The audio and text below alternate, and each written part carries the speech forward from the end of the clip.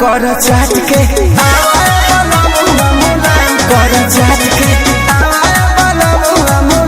कर चाट के हवा खुशी राजा जी हटावा जानी काट के हवाए वाला मुआ मुलायम कर चाट के हवाए वाला मुआ मुलायम कर चाट के हवाए वाला मुआ मुलायम कर चाट के हवाए वाला मुआ मुलायम कर चाट के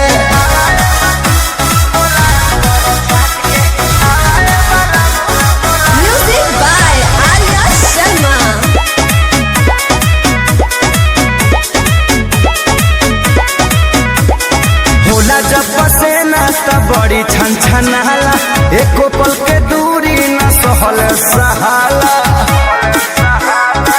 ए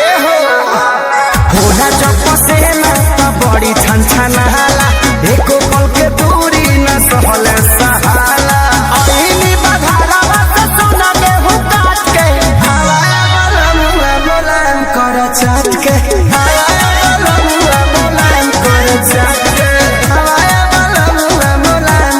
चाट के हवाए वाला मुआ मुलायम कर चाट के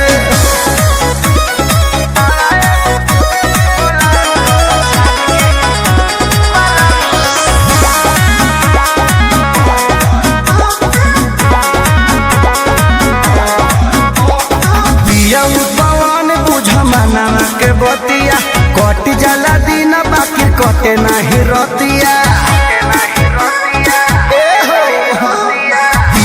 पवन बुझ मना के बतिया कट जाला दिन बाकी कटे नहीं रतिया सुते लेखे सारी जैसे हरी के साथ के हवाए वाला मुआ मुलायम कर चाट